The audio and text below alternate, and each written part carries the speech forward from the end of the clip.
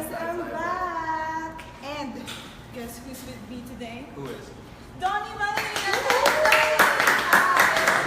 So yeah, he's inside our August 2017 and of course, finally found someone.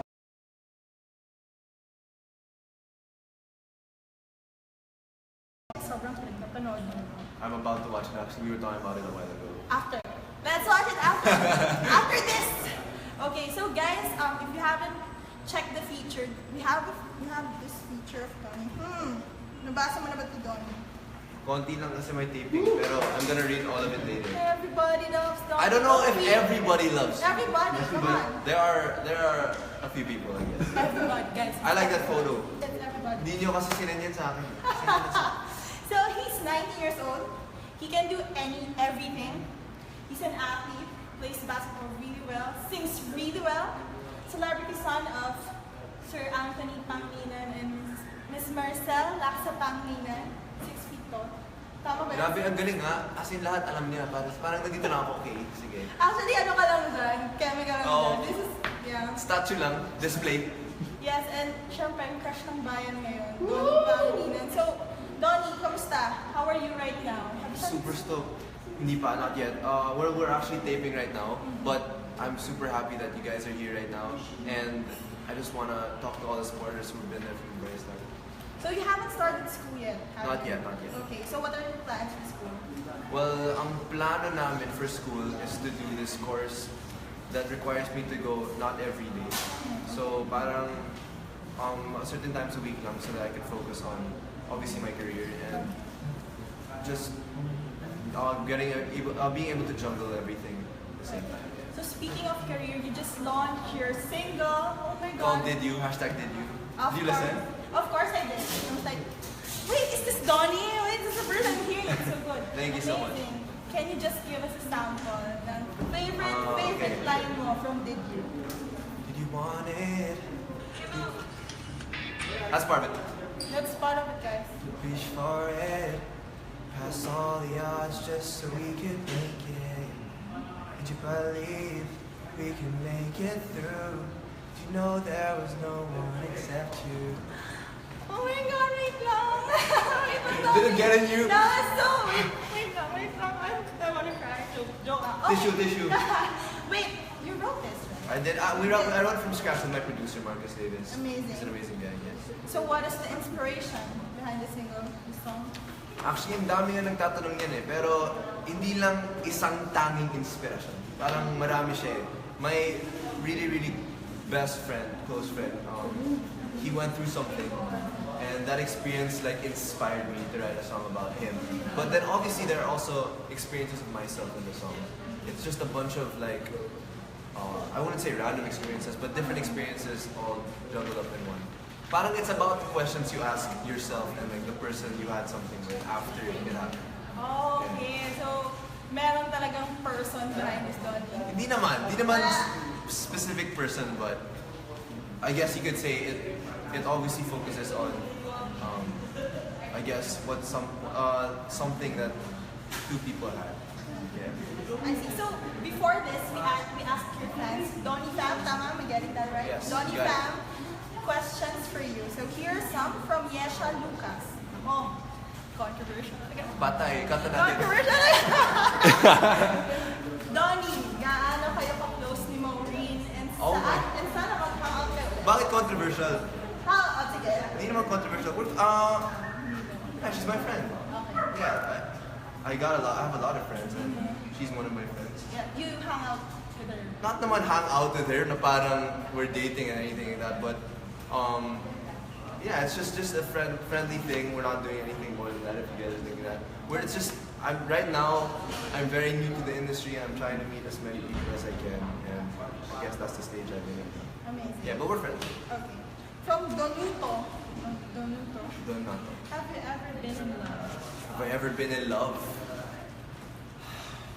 I mean, even my last interview, they asked me the same question. Ms. Zen, have I ever been in love? I mean, I don't know if it's Yes really, or if no, it's really love. Donnie? Yes or no? I really don't know if it reached that stage, but I obviously like people because I'm human. But I don't. I think I Yes don't know or yet. no? I don't know yet. I really Yes probably or not that stage you're thinking. No, because I've never had a girlfriend yet. Yeah. Okay then. From I am Bev 93, beauty queen or model? Is that the same thing? I mean, no, because the thing is, a beauty queen can be a model. Okay. A model can be a beauty queen, right? Okay. Like their paths cross each other. I don't know. I think Okay, Donnie, thank you. Beauty Okay, queen wait. or model? From Donato Andre Prado. Kailan ka daw pupunta sa Cebu? Cebu. Yeah.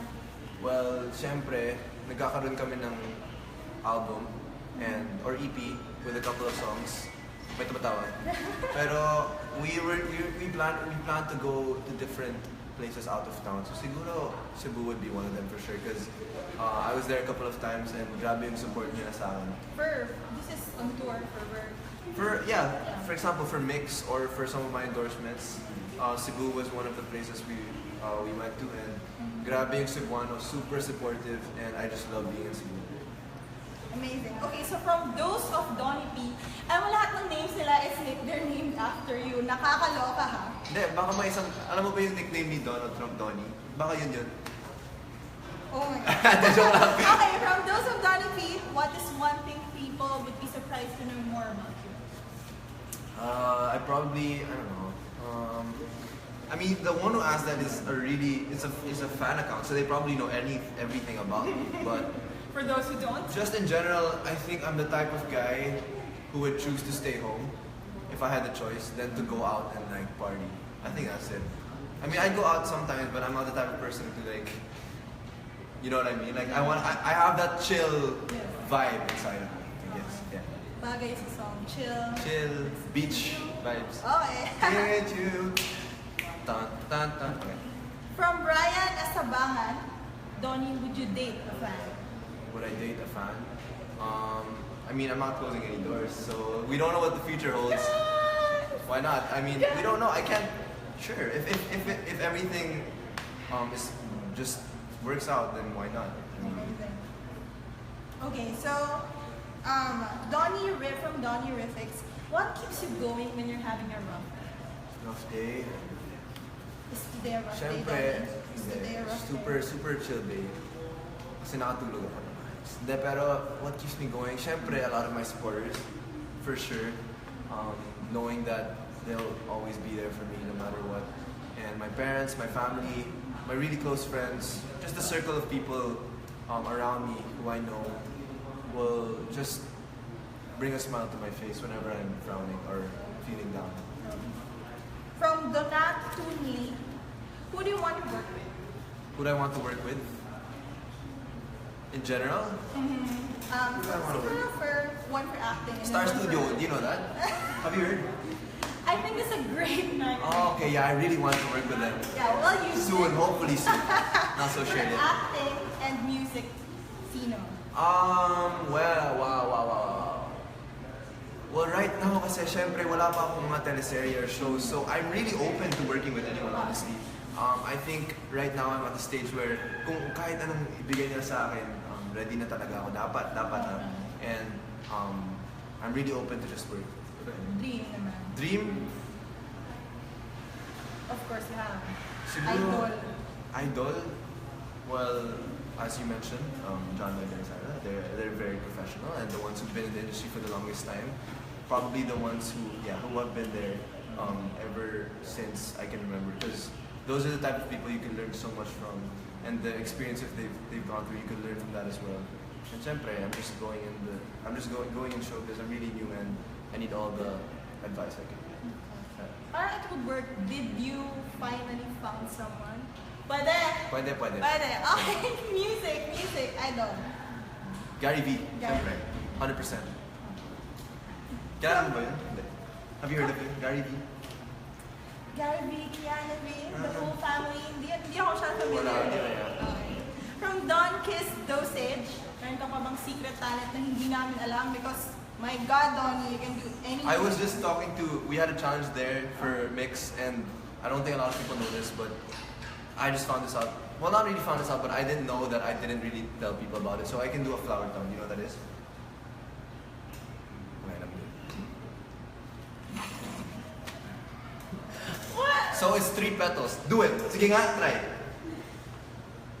Wala, di mo kaya. Well, syempre na Here's a fact. pabebe ako eh. 0.5% of the world can do it. No, that's not really a fact. That's not really a fact. I think it is. I think making it's it. only him. Wala, yun lang yung hidden talent ko. Wala na akong naisip eh. Okay, fine. One you talk about, I think that's it. From Such a Love Kisses, will you consider doing a collaboration with Kisses? Sure, I mean, I'm really open right now. Kisses, she's a really nice person and I feel like the stuff she's doing right now, she's gonna go far. Yeah. Okay, and we heard you're a fan of Lainey. Yeah. Are you going to his concert? To the concert? Their concert. Yes, I The am going. concert. I am going. Okay, so we'll Sunny, see. diba? We'll see him there, guys. I'm bringing a bunch of people, so we're gonna. Their star of fashion and perfect tattoos. Thank you. Okay, Donnie, last lang. Okay, game. What is your favorite photo from this feature? From that feature. Yeah. Kasi ang dami eh. We had a lot of shoot with Donnie. We made him Huwag mo wear ipakita, different surprise kinds of dapat. stuff. We made him wear different kinds of stuff. So anong favorite mo This dyan? will probably be it. Right here. Can you see it? Can you see it? Ganito lang yan eh. Ganyan lang. Kunyari, picture ako ngayon. Pa. Pa. There you Yeah, go. that was it. Thank you, Donnie. Thank you guys so much. Before we leave, guys, please support Bantay Bata. There is absolutely no excuse for child abuse.